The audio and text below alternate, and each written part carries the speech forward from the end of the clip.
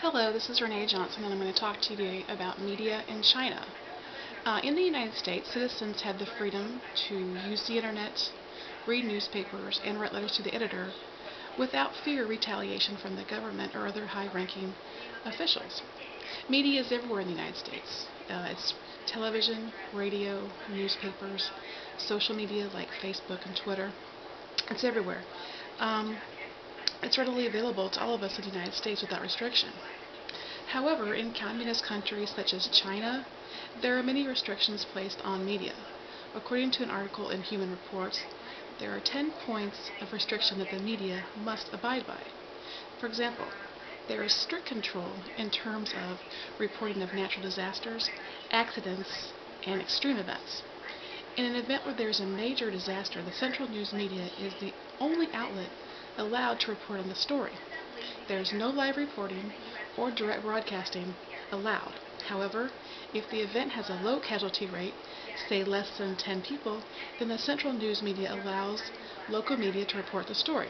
So if there's a major earthquake and 50,000 people die, or there's a major car accident, a volcano, any major disaster, it will not get reported. That would not fly here in the United States. That definitely would be something that would be broadcasted that people would need to know about and want to know about. Another restriction item is that you must have favorable public opinion. In areas such as the stock market, education, employment, or Social Security, you must report a conscientious job of channeling public opinion. The third point I'd like to make is that the restriction in reporting of cases of anti-corruption content cannot include debates on political reform. You cannot question political reform as well. You are not allowed to be on the opposite side of the government. Here in the United States, there are plenty of people that are on opposite sides of the government. We have people that are for Republicans, some that are Democratic, some different parties, and we're able to write letters to the editor. We're able to get on blogs, we're able to go on Facebook and talk about it without any retaliation from the government. However, in China, if you were to do that, you would be in serious trouble. In the United States, we are allowed to report the story as it unfolds. Reporters need to know that they are unbiased in their reporting, and that's the way it's supposed to be. We want viewers to be able to form their own opinion. Reporters are allowed to interview individuals, write a story, and then present it to the television, or on radio, or in a paper. In China, your opinion is already formed, and you better not disagree with that opinion. In an article from the Columbia Journal of Asian Law, the author Ann Chung writes that the media was in charge of preserving social stability and promoting specific policies. The Chinese government uses the word propaganda as a description of the media's role. Chung goes on to say that in communist China, the media has always had the responsibility of sharing state propaganda, educate the public, and to uphold party policy. She feels that the Chinese media significantly influences the legal system. She said that this influence is evident in cases where the fate of the individual was changed after the media exposed the events. Media was also the eyes and ears of the party. The media was a bridge between the party and the people. China's media changed, however, after 1978. In 1983, the broadcasting system was decentralized, and it meant that only China Central Television, or CCTV, was left under party supervision. Later, in 1992, all major newspapers were forced to become financially self-sufficient by 1994. This gave the newspapers a bit more freedom to report what they wanted. However, civilian newspapers, or individually owned newspapers, were still not allowed in China. It is not surprising, then, that the most read newspapers, or most popular newspapers, are the ones controlled by the CNP. Again, the media was to make sure it does not offend the government, but also entertain and inform readers. The media is under constant scrutiny and watchful eye of the government. Control over the media is always very apparent in terms of the internet. In the article Inside the Great Firewall, the authors discuss censorship of the internet. China's firewall has been described as the most sophisticated effort in the world. That's amazing. There are words and subject matter that Chinese users are not allowed to use. One such topic would be human rights, or things about Tiananmen Square. Certain topics could include healthcare, family planning, and things like that. Things that are kind of questionable that they don't want users to be thinking about or talking about with others. However, according to an article, there are 113,000 internet cafes in China, and millions of people logging into the internet each day, which makes it more difficult to enforce. Users are becoming smarter and more savvy in finding ways to get past this firewall. As of 2003, China had more than 2,000 bloggers who were able to post messages without being detected because they were able to move from server to server quite quickly. Bulletin boards and chat rooms are very popular, but these too are also monitored, and controversial or provocative messages can be wiped away. Even though the internet is highly monitored, there are an estimated 137 million internet users. This is second only to the United States. 58.3% of these users are male and between the ages of 18 and 24. Internet users said they generally use the internet at home, but also for work and also at internet cafes for fun. The reasons why these people use internet are mostly for reading electronic mail, reading news, and using search engines. Jisun Hong, in the article Mapping Chinese Media Studies, a Diplomatic Survey, points out that there are some differences between Chinese television and Chinese internet, saying that the government control and censorship have not been taken as seriously in television as they have in regards to the internet.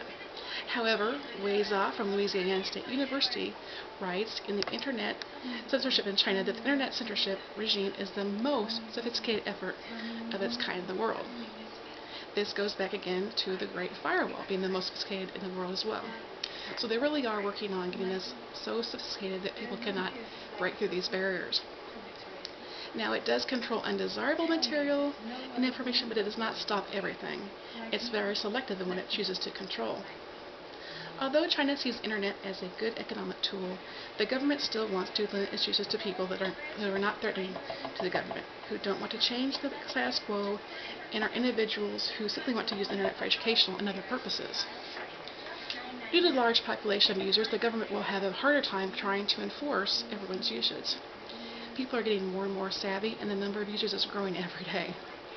The state plans to implement a massive and progressive security infrastructure that will have constant surveillance through internet intimidation and censorship. Zha says since 1995, at least 60 sets of regulations have been issued at controlling internet content. One way that users have been able to have anonymous speech is through the University Bulletin Board service known as BBS. Now, the BBS has had hundreds of thousands of users. However, China's Education Ministry has ordered universities to censor their BBS. This also means that only students that are registered at the university are allowed to use the BBS. Former students are no longer allowed any access, and the control is also on the blogs.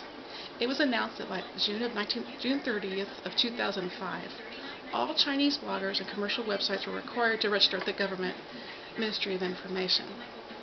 If individuals did not register, they would be fined and the websites would be shut down. These regulations are imposed so that users are reminded to be responsible for what they're doing. Again, it's a thing of Big Brother watching them again. Zha says that self-censorship has been a very useful tool in China to consolidate thought and suppress dissident opinions. Another area of control in the structure of the internet. Another area of control is the infrastructure of the internet in China. In Western countries, people can connect many different ways. In China, however, all users must connect to ChinaNet from China Telecom if they want to access the internet outside of China. China Telecom is able to block websites that they feel are inappropriate. The Chinese government has blocked approximately 100 sites on the web, including American media sites such as the Wall Street Journal, the Washington Post, and CNN. They did not only block American sites. Other sites included Hong Kong newspaper and anti-Beijing China watching sites and Taiwanese government. Now, the reasoning was that Chinese social values needed to be preserved. Another tactic that is used by the Chinese government is to prevent internet users from getting information through filtering keywords. It was intended to keep cults, sex, and violence away from users. They also filter content such as Taiwan, and again the Tiananmen Square massacre, Chinese Labor Party, and China Democracy Party.